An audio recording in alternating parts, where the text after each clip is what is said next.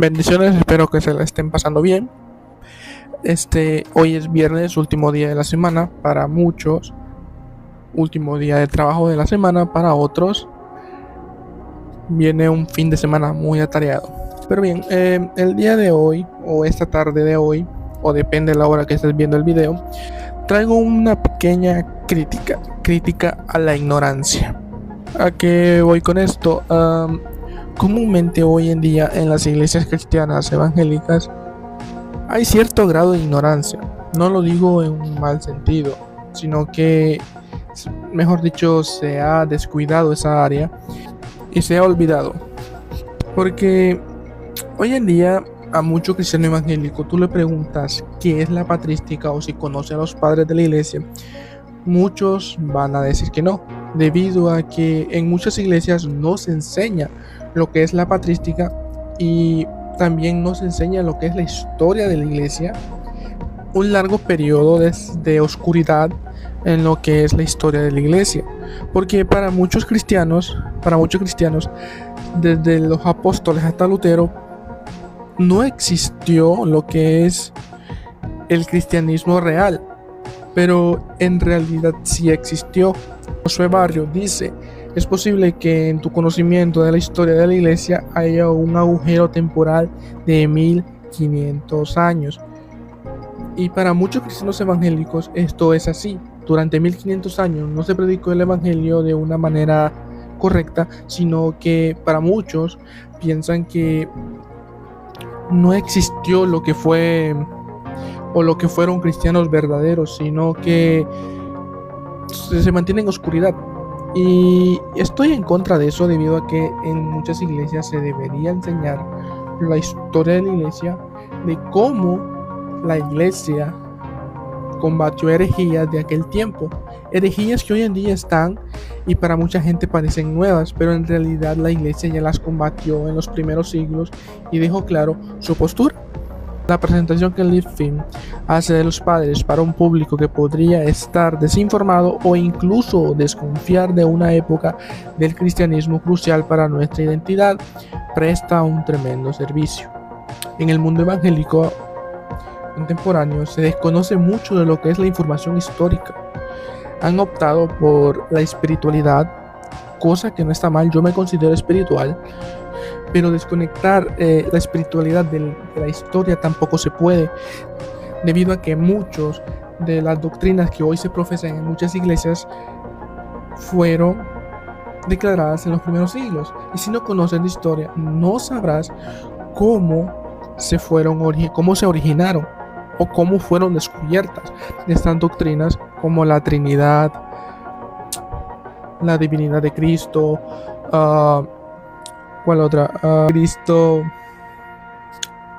verdaderamente hombre, verdaderamente Dios, la unión hipostática, y todas esas doctrinas que hoy en día se profesan dentro de muchas iglesias evangélicas tienen una historia, y no conocerlas se me hace un error y muy grave. Pero gracias a Dios ya muchos teólogos, muchas personas están empezando a tomar conciencia de esto y están empezando a publicar libros que hablen de patrística o el estudio de ella. Pero mayormente en esta época en la que nos encontramos, leer ya no es prácticamente un hábito. Para muchos leer se vuelve como una especie de castigo o una especie de inconformidad, que no pueden hacerlo, les da sueño, prefieren ver series y todo eso, que nutrirse de lo que verdaderamente hace falta. John Hannam dice: tras años de descuidar a los padres, los evangélicos están despertando la importancia de la era patrística y de los diversos autores significativos que la habitaron. Entonces volvemos al punto: necesitamos despertar, necesitamos que los jóvenes, los miembros de nuestras iglesias, conozcan lo que es la historia de la iglesia, la historia de los padres de la iglesia, y cuáles fueron sus aportaciones a lo que hoy conocemos como doctrinas que se encuentran dentro de la Biblia, pero que ellos le dieron una forma de cómo entenderla. Y otro problema que tenemos es que tienen un sesgo muy serio con la palabra católico.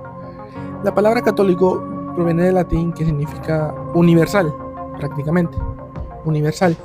Y si yo le digo a una persona evangélica de nuestros tiempos que la iglesia primitiva era católica, de inmediato lo asocian con el catolicismo romano, cosa que no tiene que ser así. El catolicismo romano nació como bloque monolítico religioso apenas en 1054, cuando Roma decide romper con la pentarquía y tirarse sola a lo que es nuestro mundo occidental.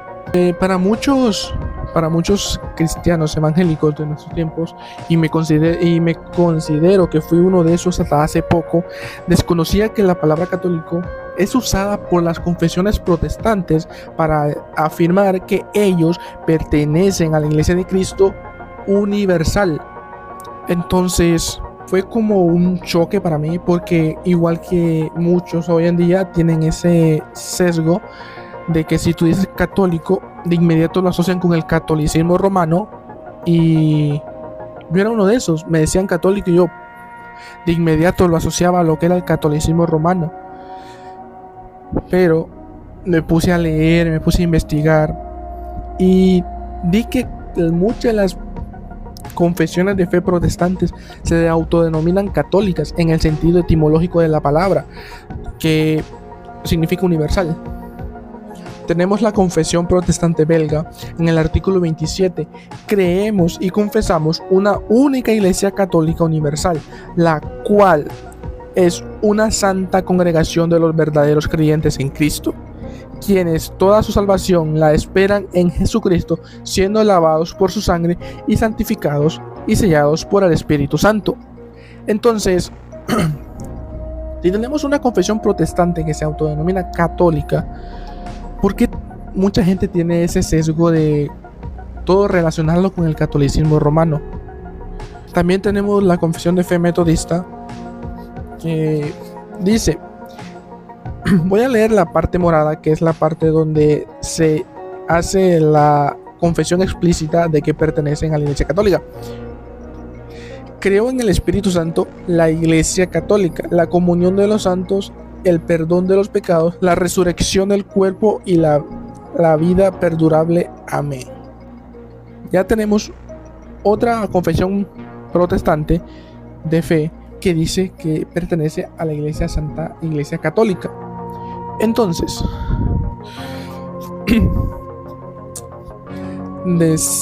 tener un sesgo por lo que es la palabra católica, simplemente porque una denominación se la haya autodenominado para decir que solo a ella le pertenece la verdad, es una desfachatez, una insensatez, la verdad. Hay que investigar más, hay que ser más proactivos en lo que es la investigación, la lectura.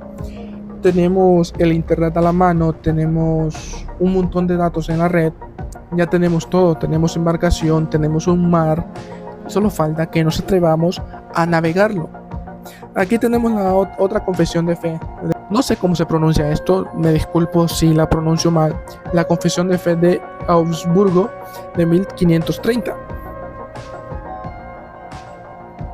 Y dice, ni en cuestión de doctrina ni de ceremonias ha sido aceptado que estén en pugna, o sea, que estén en conflicto con la Sagrada Escritura y con la Iglesia Cristiana Universal, o sea, católica, prácticamente. Tenemos mucha información como para quitar ese sesgo de, si decimos Iglesia Católica, pensar que estamos hablando de una iglesia, de la Iglesia Católica Romana, que, como dije anteriormente, la Iglesia Católica Romana apenas surgió como bloque monolítico religioso en el 1054, y de ahí para acá pues se han creado un montón de insensateces dentro de esa iglesia, pero ese no es el punto hoy.